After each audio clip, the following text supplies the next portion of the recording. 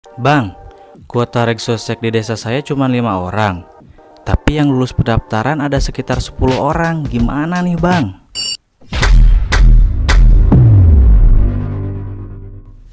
Assalamualaikum warahmatullahi wabarakatuh. Halo Sobat BPS, Sobat Sensus, Mitra Statistik. Kembali lagi bersama saya, Bang Mistik, abang-abang Mitra Statistik.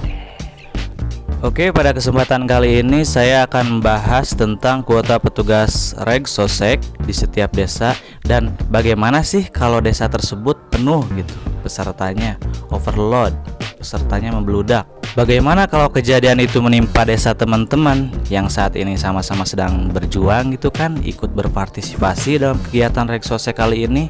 Mau tahu bagaimana pembahasannya? Simak penjelasannya berikut ini. Tapi sebelum itu jangan lupa klik tombol yang merah itu ya teman-teman. Itu tuh kotak kecil yang ada tulisannya sabrek. Oke, mantap.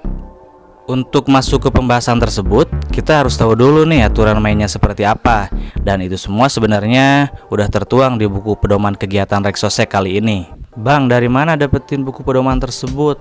Download dong teman-teman di website daerahnya masing-masing. Tinggal kalian kunjungi website tersebut. Ada kan tuh tombol download, tinggal klik, udah sesimpel itu. Oke, sebelumnya saya akan menjelaskan dulu organisasi lapangan yang ada di kegiatan Reksosek kali ini. Organisasi lapangan terdiri dari Koseka, PML, dan PPL. Yang pertama, Koseka pada umumnya bertanggung jawab di suatu kecamatan. Jika dalam satu kecamatan terdapat lebih dari 4 PML, maka dapat ditambah 1 orang Koseka dan disesuaikan dengan jumlah Koseka yang sudah ditentukan oleh BPS pusat. Jadi ada Koseka yang sudah ditentukan dari BPS pusat, nanti sisanya ngambil dari kecamatan tersebut. Koseka diutamakan pegawai organik BPS yang ditugaskan menangani di kecamatan. 1 orang PML akan membawahi sekitar 4 orang PPL. PML diutamakan organik BPS atau mitra yang berpengalaman dalam kegiatan sensus atau survei. Jadi, biasanya PML ini adalah orang-orang yang berpengalaman dalam berbagai sensus atau survei sebelum-sebelumnya. Atau lebih tepatnya mereka disebut senior mitra statistik, asik. Karena sudah sering mengikuti berbagai kegiatan sensus, otomatis pengalaman mereka juga tidak diragukan lagi, gitu kan. Mereka udah tahu bagaimana konsep atau istilah-istilah BPS, bisa memprediksi kemungkinan masalah yang akan terjadi, termasuk sudah mempersiapkan berbagai cara atau alternatif pilihan untuk menyelesaikan masalah tersebut. Semua skill itu didapat dari berbagai pengalaman mereka ke belakang. Makanya kalau misalkan ada istilah atau peribahasa yang menyatakan pengalaman itu tak ternilai, I think it's true. Saya rasa itu benar, it's good. Jadi kalau kita gambarkan baganya kurang lebih seperti ini. 1 Koseka membawahi 4 PML, 1 PML membawahi 4 PPL, seperti itu. Nah, dan yang ketiga PPL. 1 orang PPL bertugas melakukan pendataan sekitar 250 keluarga. Kalau kita gambarkan baganya kurang lebih seperti ini. Berdasarkan surat edaran yang disebar di kabupaten atau kota saya, yaitu Kota Majalengka, membutuhkan PPL sekitar 1.806 orang dan membutuhkan PML sekitar 460 orang.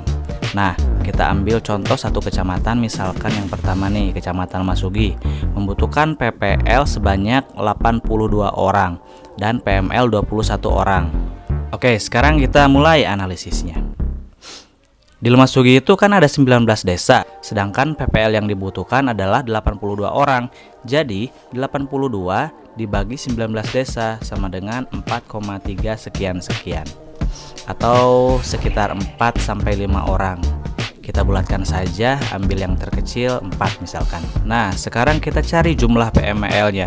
Caranya adalah dengan mengalihkan kuota 4 orang tadi dengan jumlah desa yang ada di Kecamatan Lumasugi, yaitu 4 orang dikali 19 desa sama dengan 76. Kesimpulan pertama yang kita dapatkan, di Kecamatan Lemasugi itu membutuhkan PPL 4-5 orang. Dari 76 ke 82 kan masih selisih 6 orang. Jadi kita anggap saja ada satu kelompok lagi karena tadi juga hasilnya kan tidak bulat ya, ada ganjilnya gitu. Yang masing-masing PML itu membawahi 4-5 PPL. Nah, di surat edaran kan ada 21 orang tuh. Sisa 1 orang dong berarti. Nah, si PML itu nantinya akan ditarik menjadi koseka. Sepertinya diambil dari petugas yang paling senior, yang sudah mengetahui seluk-beluk atau konsep-konsep tentang persensusan kayaknya gitu. Karena tadi hasilnya tidak bulat yaitu 4,3 sekian, jadi rata-rata tiap desa itu berkisar 4-5 orang PML kayak gitu. Kesimpulan kedua yang kita dapat di Kecamatan Lemasugi yaitu ada sekitar 20 kelompok yang terdiri dari 20 PML. Dari hasil analisis kita tadi, kita mendapatkan kesimpulan bahwa di Kecamatan Lemasugi itu terdapat 82 orang PPL, 20 orang PML, dan 2 orang koseka.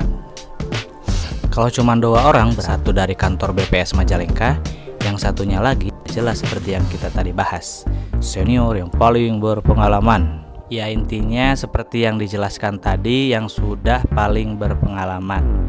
Kembali lagi ke pokok pembahasan. Nah, kita kan sudah tahu kalau misalkan kuota di tiap desa itu cuma berkisar antara 4-5 orang, dan sudah jelas pasti ada satu PML.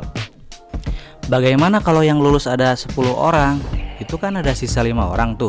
Bagaimana sih orang-orang tersebut? Nah, kalau pesertanya melebihi jumlah kuota desa, biasanya orang-orang tersebut akan ditransfer keluar desa. Misalkan kejadian tersebut menimpa desa Anda, petugas BPS kabupaten atau kota akan menganalisis desa-desa tetangga mana sih yang kekurangan petugas. Intinya, jangan terlalu khawatir karena BPS kabupaten kota juga akan melakukan yang terbaik. Nggak mungkin memberatkan petugas yang ada di lapangan. Karena kegiatan ini kan berbatas waktu ya, cuman ada sekitar 1 bulan. Nah, BPS kabupaten atau kota juga tidak mau memberatkan petugas yang nantinya pasti akan berdampak ke pekerjaan petugas tersebut. Bisa ngaret lah, atau tidak selesai lah, tidak selesai tepat waktu lah, ini itulah, atau apalah. Banyak pasti alasannya. Kalau ada yang dekat dan desa tersebut kekurangan petugas, nah dia akan ditransfer ke desa tetangga tersebut.